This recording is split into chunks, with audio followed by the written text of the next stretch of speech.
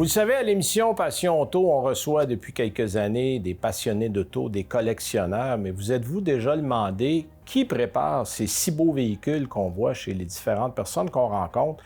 Bien, c'est exactement ce qu'on va vous proposer aujourd'hui à l'émission. On va rencontrer Richard Grenon, qui depuis des générations refait à neuf, mais vraiment à neuf, des voitures qui vont ensuite aller dans la collection privée de beaucoup de gens au Canada, aux États-Unis et un peu partout dans le monde.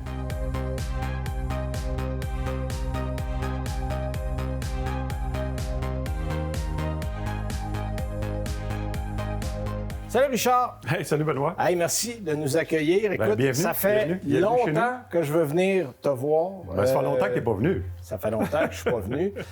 Écoute, ça fait combien d'années que tu es dans le métier là maintenant? Minimum 45 ans. Mais qu'est-ce que je dis aux gens? Ça fait au moins 1000 ans que je fais ça. Bien, en fait, ce qu'il faut faire comprendre aux gens, c'est que toi, tu travailles sur la qualité. Parce qu'en une quarantaine d'années, tu as fait quoi? Une soixantaine de modèles? Oui. Donc, c'est pas du travail à la chaîne, c'est pas à grande échelle. Et c'est des voitures que tu remets à l'état de neuve, il faut le préciser. Oui, concours neuve, oui. Parce que tu as quoi? 7 voitures qui se sont présentées du côté de Pebble Beach, là, qui est la référence presque mondiale en termes de concours d'élégance. On a encore une ouverture à chaque année à Pebble Beach. On a une invitation à chaque année. Ça dépend si tu vas avoir la voiture ou non, mais on a une invitation à chaque année à Pebble Beach. Comment on devient restaurateur automobile? Ça prend une folie énorme. Mais ça prend une passion, Parce que ce qu'il faut dire aux gens, c'est que tu fais tout sur les voitures, là. Parce qu'il y a des spécialistes de mécanique, il y a des spécialistes d'esthétique, il y a des gens qui sont très bons pour refaire une carrosserie, la peinture. Toi, tu prends la voiture et si la pièce n'existe pas, tu refais la pièce. C'est vraiment du détail. 2-3 ans sur une auto, c'est pas rare chez toi. Non, c'est pas rare. Si tu me parlais des projets au fil des ans que tu as, des projets qui t'ont marqué, des modèles que dis ça, là, ce modèle-là, moi, c'est resté comme une référence. Il y en a plusieurs. Il y en a peut-être trop. Parce qu'on est chanceux ici. C'est qu'on a fait des voitures très rares. Des voitures qui ont été fabriquées à une quantité, ou bien 12, ou bien 16, ça veut dire c'est très, très rare. Ouais. Bon, tu as une Chrysler 1931, entre autres. 31 impériale qui a été faite en 3 exemplaires. 6000 heures que tu m'as dit que tu as mis là-dessus. C'est la première voiture qu'on a faite, moi et Nicolas, mon fils. Puis on a 6000 heures, on avait 6000 heures là-dessus. Ouais. Puis là, on a une voiture qui appartenait à Champlain-Charest, ici, 512 BB, que ton fils, Nicolas, a retrouvé du côté de l'Ontario, puis que vous faites pour un client américain. Là. Non, un client canadien. Un client canadien, OK. Un dentiste de Varennes. Ah, OK. Nicolas, c'est la voiture qu'il avait commandée, puis Nicolas, il avait trouvé ça. Ouais. Donc, il y a une partie des voitures, finalement, que vous trouvez. Oui. Si on regardait le processus, tu as un atelier de peinture, tu fais la peinture, tu as de l'atelier de restauration. Moi, je suis chef mécanicien de métier. J'étais chef mécanicien pour Mazda. Donc, toi, la mécanique, c'était ton domaine au départ. Puis, très jeune, j'étais le troubleshooter pour Mazda Canada. Ah oui, ça, c'est les mécaniciens d'élite qui connaissent trouver les problèmes sans changer les pièces, trouver le problème avant de changer la pièce. OK. Ce qui n'existe même pas encore aujourd'hui. Oui, il y a quelques gages. Donc, tu avais déjà ce côté méticuleux. Très têtu de trouver le problème avant de changer la pièce. Puis là, tu as transporté ça dans tous les aspects du métier. Oui, c'est ça. Bon, si tu le permets, pour la question visuelle, on va aller voir ce que tu es en train de faire sur une Dino. Oui. Tu as une Dino, on va amener les gens à voir ça. Absolument.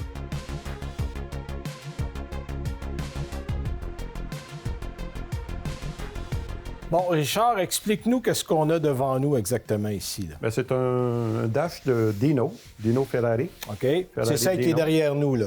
Oui. OK. Que les gens avaient recouvert matériel qui n'était pas original. Donc, on a tout refait avec du matériel original. Donc, toi, tu fais venir ça avec les détails de l'époque. Évidemment, c'est le bon tableau de bord. On voit une machine à coudre. Oui. Tu fais ta couture toi-même, tu as ton fil et tu refais ça à l'original. Oui. Et toutes tes voitures sont toujours qualité concours. Donc, est-ce qu'on a des normes spécifiques à respecter quand on refait un véhicule comme ça, si on le présente, par exemple, dans un concours d'élégance? Le modèle, puis les détails. Quand on rouvre, tous les détails. Ah oui, OK. Ouais. Donc, ça, c'est une partie, mais c'est la même chose pour refaire les sièges, refaire le plancher. Absolument. OK. Absolument. Donc, tous les détails y passent. Ouais.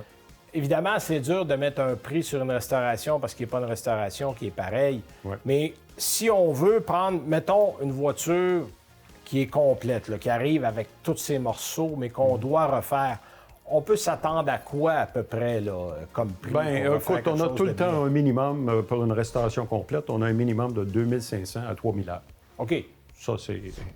Si tu as 4000 heures, quand tu as des problèmes, que la voiture, c'est pas toi qui l'as démontée, puis il y a les pièces qui manquent. C'est là que 1000 heures de plus, ça arrive assez vite. Oui, puis évidemment, le coût des pièces qu'on doit fabriquer, ça rentre en ligne de compte C'est aussi, ça. parce qu'il y a certains modèles, tu me parlais des voitures d'avant-guerre que tu as déjà fait. On oublie ça, trouver une pièce. Là. Ces pièces-là n'existent plus. Là. Écoute, Richard, on pourrait en parler pendant des semaines, mais je trouve ça le fun que tu nous aies invités chez vous. Merci beaucoup. C'est bien gentil. Puis là, on va prendre 2 minutes pour aller parler avec Nicolas, qui va nous parler de son rôle, parce que vous travaillez beaucoup ensemble. Oui, oui, absolument.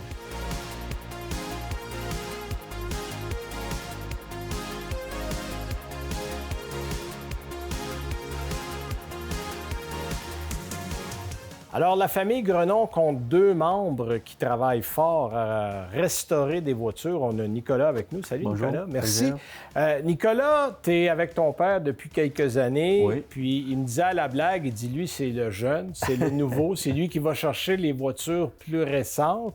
Oui. C'est quoi ton rôle? Comment ça fonctionne? Puis, comment est-ce qu'on trouve des trésors comme ceux-là sur le marché? C'est des contacts, c'est de garder contact avec plusieurs personnes qui connaissent ces voitures-là et de parler aux plusieurs clients. Des fois, ils veulent en vendre, des fois, ils veulent en acheter. Oui. Fait que des fois, tu peux en changer les voitures entre clients. Donc, est-ce que tu as profité un peu du réseau de ton père au fil des années pour Oui, aller absolument. chercher exactement? Sûrement, du réseau de mon père, mais quand on était à plusieurs événements, quand j'étais jeune, Ouais. je parlais à plusieurs personnes, je gardais le contact avec eux.